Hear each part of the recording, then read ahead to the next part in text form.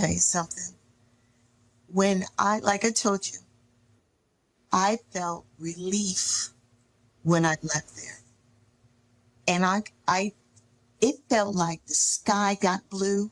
The birds were singing. There were no more hawks. I felt like I had peace in my heart. I didn't have to worry about stress or what if or who's going to be torn down or who's going to be beat up. I didn't have to worry about any of those things. All I know is that what's behind those brick walls is not possible. Welcome to Truth Today, where we uncover the reality behind organizations that claim to stand for truth but operate in deception.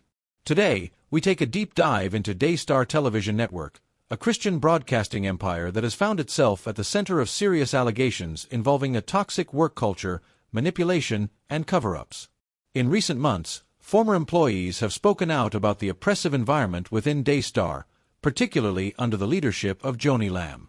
These accounts paint a troubling picture of workplace toxicity, secrecy, and fear that stand in stark contrast to the Christian values the network claims to uphold. Stay tuned as we examine these revelations, uncover the dark reality behind Daystar's leadership, and discuss the impact of these experiences on the people who lived through them. Before we dive in, don't forget to like this video and subscribe to Truth Today for more in-depth investigations. Former employees described the Daystar work environment as a place of constant anxiety. A culture of paranoia and division was allegedly maintained by Joni Lamb herself, who reportedly used manipulative tactics to keep employees on edge. One particularly disturbing account reveals that Joni would summon employees into her office, claiming to already know what was happening behind the scenes and demanding that they confess. The reality: she knew little or nothing but used psychological tactics to extract information from staff. This method ensured that employees were always watching their backs, fearing that anything they said or did could be twisted and used against them. The divide-and-conquer strategy created an atmosphere where loyalty was fleeting and colleagues could turn on each other at any moment. One former employee recounted a shocking experience. She brought me into her green room one day to spill the beans on a colleague. Even though I knew the guy was bad news, the way she went about it felt so childish. Instead of leading with integrity, she pitted people against each other. It felt like high school drama, but with real consequences. This level of control wasn't just limited to conversations, it was ingrained into the very structure of the organization. The leadership at Daystar has been criticized for prioritizing image over integrity. Employees who worked closely with Marcus and Joni Lamb described them as people who cultivated an atmosphere where their word was final and their authority was absolute. One particularly troubling revelation was how quickly leaders could discard employees who were no longer beneficial to their agenda. If someone raised concerns, they were often ostracized, demoted, or forced out. A former employee described how one of the marketing heads, who was initially celebrated for his ability to land high-profile deals, was suddenly deemed a liability when his actions threatened to tarnish Daystar's pristine public image. Instead of confronting the issue professionally, Joni wanted to know every detail of his misdeeds, so she could control the narrative. She didn't care that he was unethical from the start. As long as he made Daystar look good, she turned a blind eye. But the moment it could hurt the brand, she wanted all the dirt. This raises an important question. Was morality ever a priority, or was it just about optics? One of the most revealing aspects of Daystar's culture was the inner circle, a small, exclusive group of employees who were given special privileges, but at a cost. According to former staff, getting into this circle often required betraying co-workers, proving undying loyalty to the Lambs, and keeping silent about the questionable practices happening behind closed doors. This structure encouraged backstabbing and ensured that no one outside the inner circle had real security. One former employee put it bluntly: if someone was promised a promotion or a closer seat at the table, they would throw you under the bus in a heartbeat. Nobody felt safe. The mental and emotional toll of this constant power struggle left employees drained. One former assistant described leaving Daystar as a moment of peace and freedom. When I walked out, I felt like I could breathe again. It was like stepping into the sunlight after years in darkness. This begs the question: how does an organization that claims to preach love and righteousness create such a damaging work culture?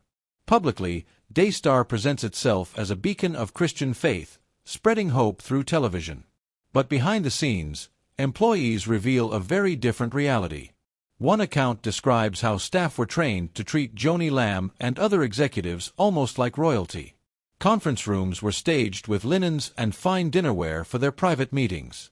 Staff members had to wait outside the door, ready to respond instantly if Joni needed anything. Employees were conditioned to never disturb or contradict leadership. One former worker stated, "You are always walking on eggshells." The message was clear. Joni and Marcus were in charge, and you were there to serve. The contrast between the televised version of Daystar and the lived experience of employees is stark. While the network preaches humility and faith, its leadership allegedly operates in entitlement and control. In recent months, Daystar has faced growing scrutiny regarding its handling of finances and its alleged cover-ups of misconduct. Reports suggest that financial misconduct allegations have surfaced, questioning how funds were managed. Spiritual abuse claims have been made by those who once considered Daystar their faith-based workplace. Cover-ups of inappropriate behavior have been alleged by former staff, suggesting a pattern of protecting the powerful while silencing the vulnerable. Julie Roys, an investigative journalist, has been at the forefront of exposing these claims. In an interview with former employee Lisa Anderson, Lisa described her departure from Daystar as a relief, rather than a loss. She stated, "The moment I left, I felt free. I didn't have to worry about stress or what-ifs anymore. I knew what was behind those walls wasn't real faith, it was a facade." These words are a chilling reminder that not everything presented on Christian television is as holy as it seems. The testimonies from former employees paint a disturbing picture of control, fear, and hypocrisy within Daystar TV. If these allegations are true, they raise serious concerns about the integrity of an organization that millions look to for spiritual guidance. So, what happens next? Will Daystar acknowledge these allegations, or will they continue to silence those who speak out?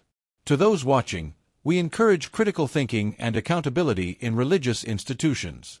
No leader, no organization, and no ministry should be beyond scrutiny. Faith should be built on truth, not deception. What do you think about these revelations? Leave your thoughts in the comments below. And if you appreciate deep investigative content like this, be sure to like, share, and subscribe to Truth Today for more eye-opening reports. Stay informed. Stay vigilant.